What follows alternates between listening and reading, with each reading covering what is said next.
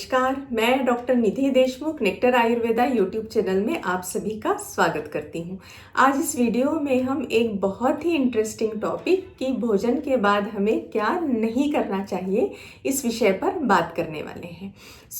आजकल क्या है कि हेल्थ को लेकर अवेयरनेस जो है वो काफ़ी बढ़ गई है।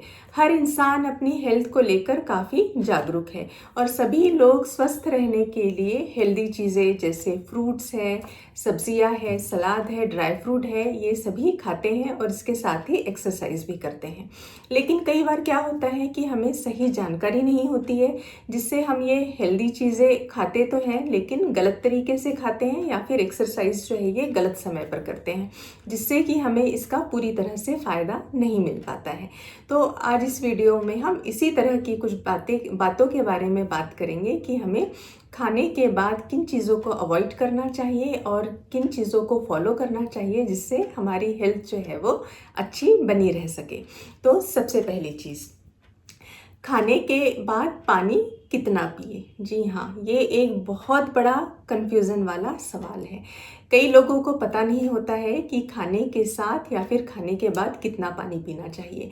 कई बार लोग क्या करते हैं कि खाना खाने के तुरंत बाद एक ग्लास भरकर पानी पी लेते हैं। इससे क्या होता है कि उनका डाइजेशन जो है वो और ज़्यादा स्लो डाउन या फिर स्लगिश हो जाता है और इससे इंडाइजेशन की या फिर ब्लोटिंग की प्रॉब्लम हो सकती है। तो फिर खाने के बाद या खाने के समय कितना पानी पिए, तो इस बारे में आयुर्वेद में बताया गया है कि अगर आप अपने भोजन का पाचन अच्छे तरीके से करना चाहते हैं तो खाने के साथ बीच बीच में घूंट घूंट करके पानी पिए, और अगर आप गुनगुना पानी पी सकते हैं तो ये और भी ज़्यादा अच्छा है।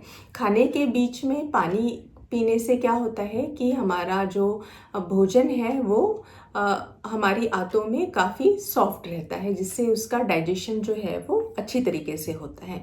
आप खाने के बीच बीच में एक दो घूंट करके पानी पिए और आप खाने का एंड जो है वो 2-3 घूंट पानी पीकर कर सकते हैं। इससे क्या होगा कि आपका जो भोजन है वो अच्छी तरीके से डाइजेस्ट हो जाएगा और आपको ब्लोटिंग या फिर इंडाइजेशन जैसी कोई समस्या भी नहीं होगी। दूसरी चीज़, खाने के तुरंत बाद नहा लेना। जी हाँ, कई बार क्या होता है कि कुछ लोग जो है वो खाना खाने के बाद नहाने चले जाते हैं, जो कि पूरी तरह से गलत है। जब हम भोजन करते हैं तो क्या होता है कि इसका डाइजेशन करने के लिए हमारे पेट की तरफ ब्लड का फ्लो बढ़ता है। ब्लड का फ्लो पेट की तरफ बढ़ने से भोजन को डाइजेस्ट करने में हेल्प मिलती है। लेकिन जब हम खाना खाने के बाद नहा लेते हैं तो इससे क्या होता है कि जो ब्लड फ्लो पेट की तरफ जाना चाहिए था, अब वो वहाँ से हटकर हमारी स्किन की तरफ जाने लगता है। जब ब्लड फ्लो स्किन की तरफ जाने लगता है तो पेट की तरफ जो ब्लड फ्लो है वो कम होता है, जिससे भोजन जो है इसका पाचन ठीक से नहीं हो पाता है और इंडाइजेशन जैसी समस्या हो जाती है। तो अगर आप चाहते हैं कि आपका डाइजेशन ठीक रहे तो आप भोजन करने के तुरंत बाद ना नहाएं। आप कोशिश करें कि आप नहाने के बाद ही भोजन करें। तीसरी चीज़, भोजन के तुरंत बाद एक्सरसाइज करना। जी हाँ, ये बहुत गलत चीज़ है।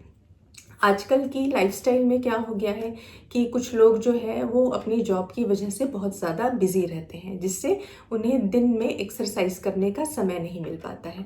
तो ये लोग क्या करते हैं कि ऑफिस से आने के बाद रात को एक्सरसाइज करने जाते हैं।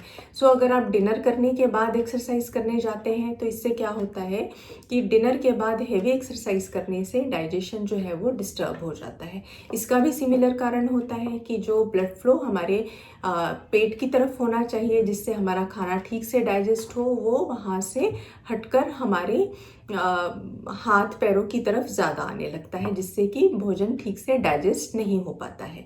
अब इसके लिए क्या करें, तो आप भोजन करने के बाद 10 से 15 मिनट धीरे धीरे टहल सकते हैं। जी हाँ, आयुर्वेद में बताया गया है कि आप भोजन करने के बाद तुरंत ना बैठें, आप 10-15 मिनट टहलें, जिससे आपका डाइजेशन जो है वो अच्छा बना रहेगा।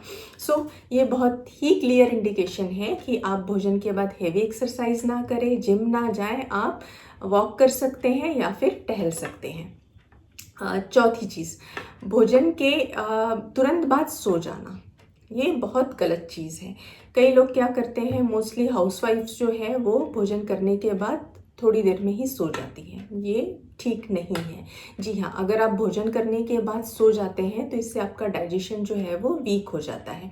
आप लोगों ने ऑब्ज़र्व किया होगा कि जब हम हेवी खाना खा लेते हैं या कुछ मिठाई वगैरह खा लेते हैं तो उसके बाद हमें आलस आने लगता है और बॉडी में हेवीनेस फील होने लगती है। इसी तरीके से जब आप भोजन करने के तुरंत बाद सो जाते हैं तो क्या होता है कि ये हेवीनेस और ज़्यादा बढ़ जाती है और इस वजह से हमारी बॉडी के जो माइक्रो चैनल्स हैं वो ब्लॉक हो सकते हैं और इसकी वजह से हमारा डाइजेशन जो है वो स्लगिश हो सकता है और हमें पेट से संबंधित बीमारियां, मेटाबॉलिज्म से संबंधित बीमारियां और लाइफस्टाइल डिसऑर्डर हो सकते हैं। इसलिए आप ध्यान रखें कि भोजन करने के तुरंत बाद ना सोएं।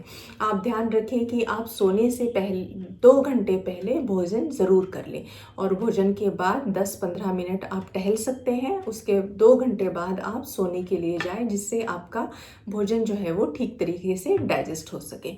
5th and most important point, खाने के बाद स्वीट डिश खाना। जी हाँ, चौंक गए ना आप? खाने के बाद स्वीट डिश खाना, आजकल ये एक ट्रेंड बना हुआ है कि खाने का एंड जो है वो हम स्वीट डिश से या फिर डेजर्ट से करते हैं। आयुर्वेद में इसको भी गलत बताया गया है। स्वीट डिश जो होती है इसको मधुर रस में काउंट किया जाता है। मधुर रस मतलब मिठाई। तो मधुर रस को आयुर्वेद में पचने में काफ़ी भारी बताया गया है। सो अगर आप खाने के एंड में मिठाई खाते हैं तो इससे आपका डाइजेशन जो है वो स्लो डाउन हो सकता है। जब हमें बहुत ज़्यादा भूख लगी होती है उस समय हमारा डाइजेस्टिव फायर जो है वो काफ़ी स्ट्रांग होता है। इस समय अगर आप भोजन की शुरुआत में ही मिठाई खाते हैं या फिर मधुर रस की चीज़ें खाते हैं तो इसका डाइजेशन जो है वो अच्छे से हो जाता है और इसकी वजह से हमारी डाइजेस्टिव फायर जो है वो स्लो डाउन भी नहीं होती है। सो आप इस बात का ध्यान रखें, अपने परिवार वालों को भी बताएं कि मिठाई जो है वो खाने की शुरुआत में खाएं, खाने के एंड में ना खाएं। तो इस तरीके से अगर आप अपने भोजन करने में छोटी छोटी चीज़ों का ध्यान रखेंगे तो आप इनडाइजेशन से होने वाली बीमारियों से बच सकते हैं।